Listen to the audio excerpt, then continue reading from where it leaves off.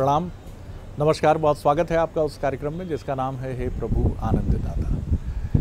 और इस कार्यक्रम को लेकर अपनी रिएक्शंस, अपनी प्रतिक्रियाएं हमको निरंतर भेजते रहिए। हमारा व्हाट्सएप नंबर है 7009694440। और आज हम जिस विषय पर बात करने जा रहे हैं उस विषय का संबंध जो दिखता है वो बिकता है। बिल्कुल ठीक बात है। और जीवन का हमारे जो प्रलोभन का बहुत बड़ा आधार है, हमारे आकर्षण का बहुत बड़ा आधार दो मजबूत खंभों पर टिका होता है, दिखने पर और परसेप्शन पर। पूर्वानुमान जो हम लगाते हैं, और पूर्वानुमान अक्सर पूर्वग्रह की तरफ भी चला जाता है। पूर्वग्रह अच्छा भी होता है, पूर्वग्रह खराब भी होता है। जैसे आपको एक कार दिखाई जाती है तो बड़ी चमकती होती है, वो सेकंड हैंड कार है, लेकिन आपको दिखाई जाती है तो आप देखकर अरे बिल्कुल नई लग रही है, कोई कह नहीं सकता अगर किसी से ना कहे।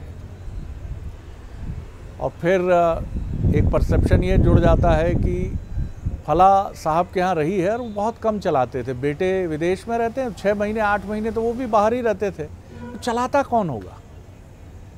अब ये किसी को नहीं मालूम।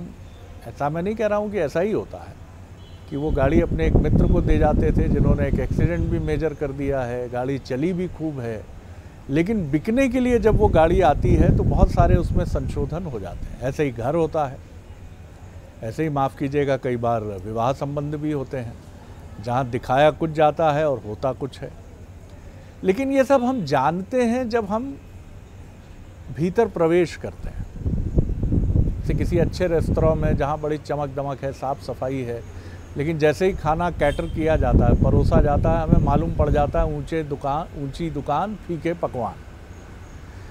तो ये आप तब जानते हैं जब आप अनुभव की उस गहरी गुफा में भीतर तक प्रवेश कर जाते हैं, अनुभव रूपी अपनी इंद्रियों के साथ। ऐसे कोई भव्य घर है, बाहर से बड़ा आकर्षक है, लेकिन भीतर जाकर आपको मालूम पड़ता है कि यहाँ तो रोशनी भी नहीं है, हवा भी ठीक से नहीं है, लेकिन वो सारी चीज़ें कई बार बाहर से देखकर जो आपने उसके बारे में एक अनुमान लगाया है उस पर केंद्रित हो जाती है। और जीवन में हमारे दुख का एक बड़ा आधार भी ये बन जाता है कि अरे साहब बड़ा गलत फैसला हो गया। आखिर इस गलत फैसले से बचने का आधार क्या है? क्या उस सम्मोहन से बचा जाए जो किसी भी अच्छी वस्तु, वो चाहे मनुष्य ही क्यों ना हो, वस्तु नहीं है मनुष्य एक प्राणी है, लेकिन कई बार ये प्राणी भी हमें विस्मृति में या विभ्रम में डाल देता है कि अरे भैया दिख तो बड़े भव्य रहे हैं, भाषा भी बड़ी अच्छी है, सज्जन भी प्रतीत हो रहे हैं, इनके यहाँ तो सब कुछ संबंध करना उचित होगा।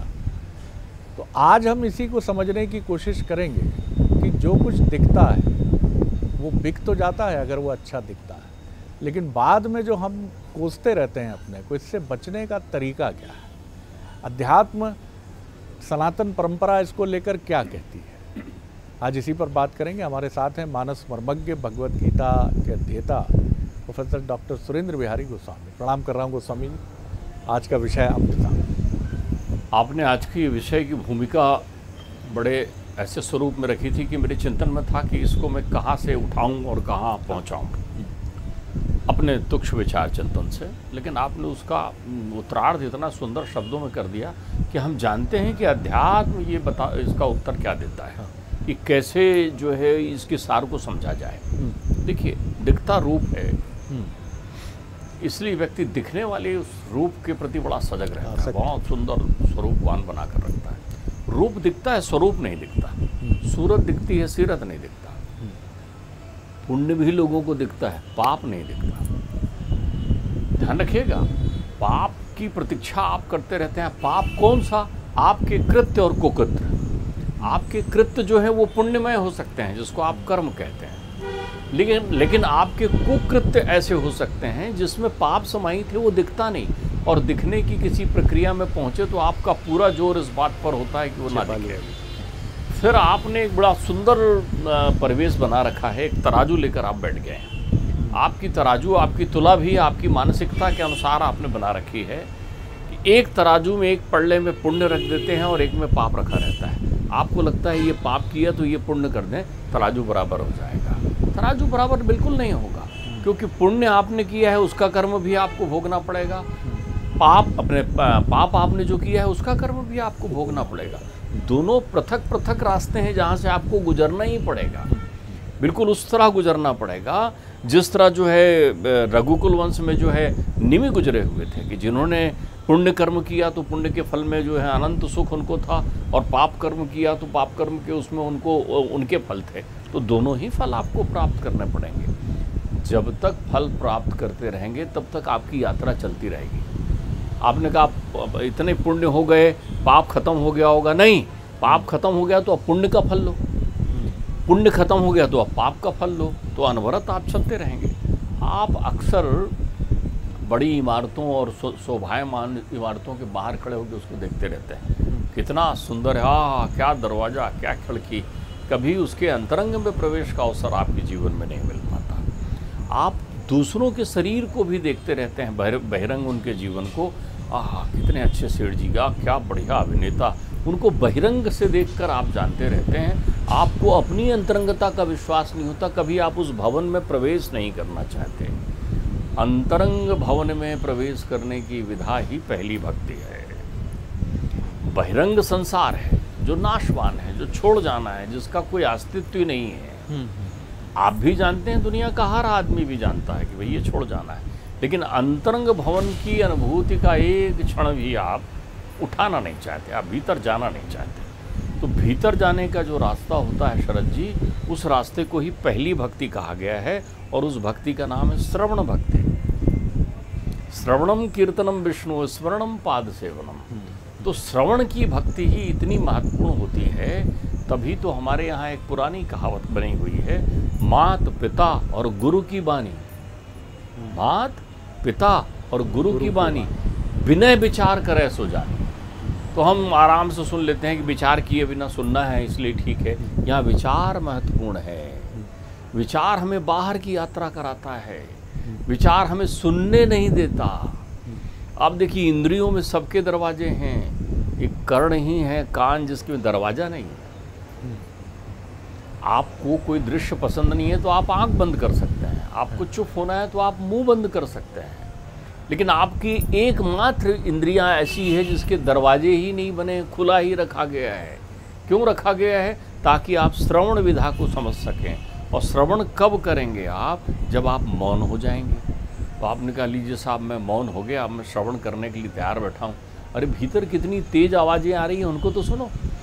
तो भीतर आवाज़ें किसकी आती हैं? आपने डॉक्टर साहब बड़ी सुंदर बात कही। ये प्रश्न मेरे मन में भी उठता है और बहुत सारे लोगों के मन में उठता होगा। लेकिन भीतर से जो आवाज़ें आती हैं, ये आवाज़ें व्यक्ति को डराती हैं, व्यक्ति को बताती हैं कि तुम पाखंड कर रहे हो, तुम जितना सुंदर दिखने की कोशिश कर रहे हो तुम उसके विपरीत हो, तुम्हारा आचरण तुम्हारी वाणी का प्रतिनिधित्व तो नहीं करता है। इसीलिए जो आपने कहा कि हम अंतरंग में प्रवेश ही नहीं करना चाहते। आपने बड़ी सुंदर बात इसमें कही है, बड़ा सुंदर प्रश्न भी आपके दिमाग में उत्पन्न हुआ है। मैंने भी आपसे कहा ना, पाप दिखता नहीं है। पाप विचारों के ऊपर बैठकर कुकृत्य कराने के लिए चलता है। विचार के घोड़े आप में बैठ जाते हैं और उसके ऊपर चल करके पाप चलता है। तो पहले वो कहाँ आता है? वो आपके श्रवण के रास्ते में आता है। श्रवण के रास्ते में आपका सबसे बड़ी बाधा क्या है? मौन ना होना। तो आपको भीतर कौन बुला रहा है? विचार। तो आपने कहा वर्तमान कोई विचार नहीं है, अतीत के विचार है ना। आपने जो किया है, जो तो आपके चित्त में आ रहा है, वो तो आपको गूंज गूंज के रोज बोल रहा है। क्या बात है। रोज चिल्ला रहा है, हर पल चिल्ला रहा है। तभी तो आप मौन नहीं हो पाते। मौन बाहर देखने की विषय वस्तु थोड़ी है। कभी भी मौन बाहर से नहीं हुआ जाता। अगर आदमी ये सोचे कि मैं मौन बाहर से हो रहा हूं तो वो झूठा है।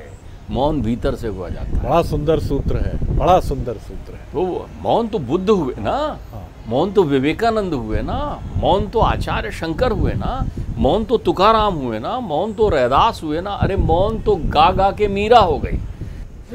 आपको बाहर स्वर सुनाई पड़ रहा है लेकिन वो भीतर से मौन है। तो मौन होते ही क्या होगा? आप मौन होने का अभ्यास करें। आप तो किसी भी समय किसी भी स्थान पर अपनी बेचैनी के बीच में, एक वैज्ञानिक कला आपको बता रहा हूँ, आप कुछ पल के लिए चाहे आंख बंद करें या ना बंद करें, चाहे अपने ध्यान धारणा का कोई भी सूत्र करें या ना करें, चुपचाप होकर अपनी सांसों को गिनना शुरू करें। सबसे पहले आप पाएंगे कि आप बहुत शांत हो गए, आपको अच्छा लग रहा है, आपकी धड़कनें बिल्कुल रिलैक्स होने लगेंगी, अच्छा फील करने लगेंगे। फिर देखिए क्या हो रहा है, भीतर की हर आवाज़ आपको सुनाई पड़ने लगेगी, भीतर की हर आवाज़ आपको, हर स्पंदन महसूस होने लगेगा जो विचारों के रूप में आपके पास है। इसीलिए क्या, विनय विचार करें इसे जानी। अभी विचार बाहर निकालो ना, जब तक विचार बाहर नहीं निकलेंगे तब तक श्रवण रंध नहीं खुलेंगे आपके। बहुत से लोग आपको जीवन में पूछते हैं, कहते हैं कि भाई सुनने तो हम बहुत जाते हैं लेकिन समझ में क्यों नहीं आता। इसलिए समझ में नहीं आता कि आप विचारों की सवारी किए हुए हैं, आपके भीतर अंतर्द्वंद चल रहा है, आपके भीतर अनुगूंज नाद चल रहा है, स्वर शोर उत्पन्न हो रहा है। तो सबसे पहले उसको तो निकालिए। आप कब हुए हैं विचार विहीन? आप तो स्वप्न में भी विचार विहीन नहीं होते। स्वप्न ही आपके विचार के प्रतीक हैं, जो आपकी निद्रा को एकाग्र नहीं होने देते, आपको सुषुप्त नहीं होने देते। तो जब आप सुषुप्त होकर एक शब्द भी श्रवण करेंगे ना, तो उसकी परिणति क्या होगी मालूम आपको? विचार से विमुक्त होने के साथ आप भीतर प्रवेश करेंगे और देखेंगे कितना सुंदर महल बना हुआ है भीतर। जो बाहर दिख रहा है वो तो कुछ है ही नहीं। भीतर एक दिव्य प्रकाश की अनुभूति होगी, आपको लगेगा आहा। आपको बात बताता हूँ, चाहे आप पतंजलि को ले लीजिए, चाहे आप ऋषि चरक को ले लीजिए, चाहे आप सुश्रुत को ले लीजिए, इनमें से किसी के जीवन में मृत व्यक्ति का पोस्टमार्टम करके परीक्षण की कोई विधा नहीं लिखी है। आप इस तत्व को समझने का प्रयत्न करें। हमारे यहाँ आयुर्वेद शास्त्र में एक भी उदाहरण नहीं मिलता कि जिसमें किसी मृत व्यक्ति या मृत काया की सर्जरी करके पोस्टमार्टम करके कोई जानकारी प्राप्त की गई हो। अगर कहीं हो तो आप मुझे बता दीजिए। लेकिन वो जितनी भी जानकारी रखते हैं वो सारी जानकारी यथावत रखते हैं कि पेट में कहाँ कौन सी नस है, हृदय में क्या भाव होता है, कितनी हथड़ियाँ जुड़ी हुई हैं, कितनी मांसपेशियाँ होती है, सब वर्णित है हमारे यहाँ आयुर्वेद में। तो फिर कैसे? हमारे यहाँ तो मृत व्यक्ति को रखते तक नहीं है शरद जी। जैसे ही कोई मरा उसको सीधा भस्मीभूत करके रख देते हैं, गड़ाते तक नहीं, खोद के निकालेंगे और देखेंगे कि इसमें इसके कौन से अंग में क्या हुआ था। ये सारा काम पाश्चात्य के लोगों ने किया, क्योंकि उनके जीवन में भौतिकता थी। तो उन्होंने कहा ये जो मनुष्य है ये अब छोड़ तो चला गया शरीर तो अब इसका निर्जीव हो गया, लेकिन देखे तो इसके शरीर में क्या क्या है। तो वो श्रवण विधा के पारंगत नहीं थे। हमारे यहाँ श्रवण वाले लोगों ने भीतर की यात्राएं की, तो भीतर की यात्राएं की तो उन्होंने तुरंत समझ लिया, इतनी बार मैं सांस ले रहा हूँ, इतनी बार मेरी हृदय की गति चल रही है, आहा यहाँ कुछ और अनुभूति हो रही है। इसका मतलब वो भीतर उतर कर शरीर के अंग प्रत्यंगों की अनुभूति करना भी सीख गए, और ऐसा सीखे कि उन्होंने तीनों नाड़ियों को प्रकट कर दिया। इंगला पिंगला सुषुम्ना के बारे में बात कर दी। ये तो आप मैं भौतिकता में बात कर रहा हूँ, अभी अंतरंगता को आप, अध्यात्म को आप एक तरफ रखते हैं। तो आप देखो उन्होंने जीवंत के साथ देखा, जीवित व्यक्ति में सब अध्ययन किया। इसकी ये नस चल रही है, इसकी ने जो नाड़ी जो है बात कफ पित्त की कौन सी नाड़ी कैसे चल रही है। तो उन्होंने तो भीतर जाने की यात्रा की। आप तो अभी स्टेथोस्कोप से हृदय का परीक्षण करते हैं। हमारे यहाँ तो पहले लिखा है कि हृदय कितनी देर धड़कता है, 1 मिनट में कितनी आपकी सांसें चलती है, किसने गिना सांसें। वो श्रवण करने लगे। भीतर में श्रवण करने के लिए क्या था? विचार नहीं थे। तो फिर क्या था? मौन था। जैसे ही आप मौन हुए आपकी वाणी आपको गूंजने लग गई, आपको सुनाई पड़ने लग गई। हमारे यहाँ बाबा सावधान करते हुए लिखते हैं कि जे नहीं सुने राम गुण गाना और श्रवण रंद ही भवन समाना। वो सावधान कर रहे हैं कि विषय यहाँ से प्रवाहित होकर विचार तरंगे बनाएगा, अंदर में भीतर शोर होने लगेगा। तुम मौन नहीं होगे तो तुम सुनोगे नहीं। तुम सुनोगे नहीं तो फिर जीवन में तुम्हारे पाप और पुण्य की तराजू लिए बैठे रहोगे। आपका पाप भी चला गया, आपका पुण्य भी चला गया। क्यों? ये सारे विचारों के खेल से ही तो आए थे। आप निर्विचार हो गए, आप शून्य हो गए। और जैसे ही शून्य में सुनोगे तब आपको समझ में आएगा कि जिसमें कहा गया एतस्मात् परम किंचित मना शुद्धेन विद्यते। जो कह रहा है एक घड़ी आधी घड़ी और आधी की आध, जो कह रहा है आधे नाम पे आ जाते। वो लोग बुलाने वाले, वही आधा शब्द भी जो सुना वो सीधा श्रवण किया तुमने, तो जैसे ही श्रवण किया वैसे ही भीतर प्रकाश हो गया। एक बार तो श्रवण करो, उसकी आवाज़ वहीं आती है, लेकिन वो कब आती है? जब तुम्हारे पास वैचारिक विषयों की आवाज़ें नहीं होती। तो आपने बहिरंग यात्रा की, कैसे बादशाह हो, इतने अनंत कमरों का मकान रखते हो, पूरा ब्रह्मांड एक मनुष्य में समाया हुआ है, पूरा ब्रह्मांड। तो आपने कहा चलें क्या ब्रह्मांड को देखने? कुछ नहीं, रुको, भीतर जाओ। तो जैसे ही तुम्हारी भीतर की यात्रा, बोले भीतर की यात्रा के लिए श्रवण का पास है कि नहीं तुम्हारे पास? सुनने के लिए आपकी पात्रता है? आपने कहा है, एक बार सुना, किसको? माता पिता और गुरु की वाणी। एक माँ जो बात कहती, हमारे यहाँ बच्चों को, अरे माँ तो गांव वाली पढ़ी लिखी नहीं है। क्यों? हम सुन कहाँ रहे हैं? माँ बोल रही है, विचारों का एकदम शंखनाद चारों तरफ चल रहा है, सुन ही नहीं रहे माँ बोल क्या रही है। पिता बोल क्या रहे हैं, गुरु बोल क्या रहे हैं, मित्र बोल क्या रहा है, किताबें बोल क्या रही है, शास्त्र बोल क्या रहा है, पुराण बोल क्या रहा है। हम किसी की आवाज़ नहीं सुनते, भ्रम बना के रखते हैं कि हमने सुना। ये खुला कान है, कर्ण पिशाचिनी सारी आसक्ति की चीज़ें तुम्हारे अंतर्मन में डाल रही है। जितनी भी चीज़ें तुम सुन रहे हो वो सुन नहीं रहे हो, वो उस पाप पुण्य की तराजू में बैठे हो, उस विचार के घोड़े में बैठकर कूद फांद रहे हो, उस कल्पनाओं में जी रहे हो। इस कारण आप अपने स्वरूप से भिज्ञ नहीं हो पाते। आप ब्रह्मांड को सुनकर नहीं समझ सकते, और अगर समझोगे तो तुम्हें देर बहुत लगेगी। तुम्हारा जीवन थोड़ा है, लेकिन तुम ब्रह्मांड की अनुभूति कर सकते हो श्रवण करने मात्र से। इसलिए हमारे यहाँ वेद, पुराण, कथा, प्रसंग को सुनने का महत्व बताया गया है। इसलिए 9 भक्ति में सबसे पहली भक्ति कही गई, श्रवण कर। तो श्रवण करने से क्या होगा? धन्य हो जाएगा, भीतर तेरे को परमात्मा की अनुभूति शुरू होने लगेगी।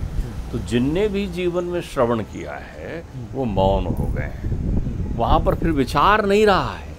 तो जो जितने विचार हैं वो तिरोहित होते चले जाएंगे तुम्हारे पास। ध्यान रखिएगा, जैसे ही विचार आपसे मुक्त हुए विचार से, वैसे ही पाप और दुख आपके जीवन में खत्म हो गया। पाप विचारों के कृत्य से उत्पन्न होता है और वही पाप आपको दुख देता है। ध्यान रखिएगा। तो जैसे ही आपने श्रवण किया, एक आनंदानुभूति तुम्हारे चित्त में उत्पन्न हो गई। तो बहुत सारे लोग, मैं तो कहता हूँ सारे लोग, जीवन में दुख सहभागिता इसलिए प्राप्त करते हैं कि वो श्रवण कला में माहिर नहीं होते। बहुत से लोग आंख बंद करके ध्यान करते हैं। तो मैं उनसे कहता हूँ कि आप जब आंख बंद करके ध्यान करें या आंख खोल कर ध्यान करें, तब आप देख तो लें कि आपकी श्रवण पात्रता आ गई है कि नहीं। इसका एक दूसरा तरीका भी वर्णित है। एक बच्चा रोज़ टीवी देखता था, उसकी महतारी परेशान। मैं गया तो उन्होंने कहा, गुरुजी ये रोज़ टीवी देखने की जिद करता है, स्कूल के होमवर्क रह जाते हैं और ना कराओ तो रोता है, खाता पीता नहीं। अरे मैंने कहा इसमें क्या बात है, तुमने सारी विधा कर ली ना? बोले हाँ कर ली। मैंने कहा हमारी विधा करो। तो संयोगवश 2-3 दिन मुझे उनके यहाँ रुकना था, मैं उनका आतिथ्य था। शाम होते ही मैंने उस बच्चे को बुलाया अपने पास। मैंने कहा बताओ भाई टीवी में क्या क्या आ रहा है। अब वो बच्चा 7वीं-8वीं क्लास पढ़ने वाला बच्चा था। वो बैठ जाए, ये गुरुजी ये बढ़िया, अरे दिखाओ यार मुझे देखना, ये भी दिखाओ वो भी दिखाओ। 1 घंटा 2 घंटा 3 घंटा मैं तो बैठाए रहा। वो बोले नींद आ रही। अरे मैंने कहा और कुछ दिखाओ भाई, दिखा दिया। अब सुबह उसको अपनी पाठशाला जाना था। खूब तबीयत से उसकी माँ ने कहा होमवर्क नहीं हुआ है। अरे मैंने कहा क्या रखा हुआ है उसमें, होमवर्क में क्या है बावली, कौन ये पढ़ते ही कलेक्टर बन जाएगा, बैठने दो। 4 घंटा बढ़िया आराम से बैठ के उसके साथ टीवी देखते रहा। वो चला गया स्कूल। जब स्कूल से लौटा तो चेहरे में मायूसी थी, क्योंकि स्कूल में डांट डपट पड़ी होगी, होमवर्क नहीं किया होगा। जैसे ही वो आया, अरे मैंने कहा तुम्हारे बिना मेरा मन नहीं लग रहा था, तुम आ गए, कितना अच्छा, बढ़िया, चलो भैया अपन भोजन करते हैं और फिर टीवी देखेंगे। अब वो थोड़ा और उत्सुक हुआ, उसको लगा नहीं चलो ठीक है, फिर बैठा लिया टीवी देखने। 2 घंटा बीता होगा तो उसने कहा मैं थोड़ा सा कुछ, अरे मैंने कहा कहाँ काम काज में लगे, फिर देखते हैं आज। बलात् उसे उस दिन भी मैंने बैठा लिया। अब जब स्कूल से आया तो उसके तीसरे दिन उसका चेहरा और मलिन था। वो मुझे देखते ही कनखियों से दूर होने लगा। मैंने कहा अरे फिर आज, अरे अभी नहीं, टीवी नहीं। तो उस चीज़ की अति सर्वत्र वर्जित कर लीजिए आप। तो जब आपके दिमाग में विचारों की तरंगें बहुत बढ़ने लगे और आपको सुनाई ना पड़ने लगे, तो फिर आप एक काम करिए, बहिरंग से मौन हो जाइए, लेकिन भीतर जो बातें हो रही है उसको सुनने लगिए आप। बहुत सुंदर बात है।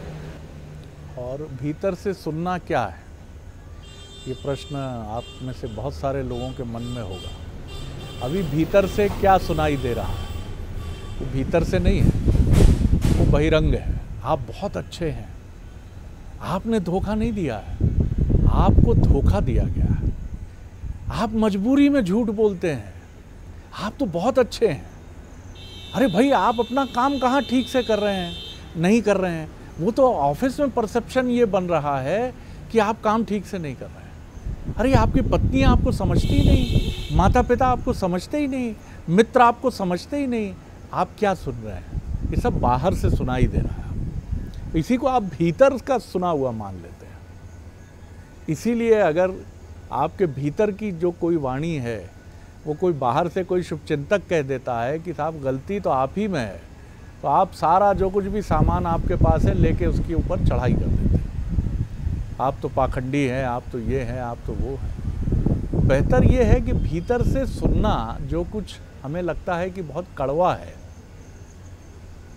सब कुछ लुटाकर होश में आए तो क्या किया, क्यों उस स्थिति तक जाया जाए। भीतर जो कुछ है वो कड़वा हो सकता है, क्योंकि वो सच है। वो आपको ये बताता है कि आप जो प्रस्तुत कर रहे हैं वैसे नहीं हैं आप। हम में से कितने लोग हैं जो जैसे हैं वैसे ही प्रस्तुत होते हैं। कितने लोग हैं जो अपने घर में या कार्यालय में कहते हैं मैं सच में मूर्ख हूँ, मैं आपको धोखा दे रहा था श्रीमती जी, पिताजी मैं धोखेबाज हूँ। कार्यालय में बॉस के सामने कहते हैं मैं मन लगाकर काम नहीं करता। ये कौन लोग हैं? अगर ये सारे लोग उत्तम कोटि के लोग हैं, तब तो हमारी जीडीपी आसमान छूनी चाहिए। इतने कर्मठ और कर्मवीर अगर हमारे समाज में हैं, तब तो हमारे देश को उन्नयन की तरफ ही जाना चाहिए। लेकिन आप और हम सच को समझते हैं, और यही वजह है कि जीवन की जब सांझ घिरती है तो हमसे असहाय, उदास, पीड़ित कोई नहीं होता। तो एक बार सच का सामना करिए, भीतर झांकिए, चल निकलिए। जी गोस्वामी। देखें आप, इसमें मुझे पिताश्री की एक बात याद आती है। वो हास परिहास में कहते थे कि श्रवण करने वाले लोग 3 प्रकार के होते हैं। एक श्रोता होता है, जो जिस पर हम चर्चा कर रहे हैं कि श्रोता कहाँ उपलब्ध हो। दूसरा सोता होता है, और तीसरा सरोता होता है। सरोता जैसे चलते रहता है, हमेशा आवाज़ आते रहती है। बोले वो दिखता तो मौन है, लेकिन चलते रहता है उसका।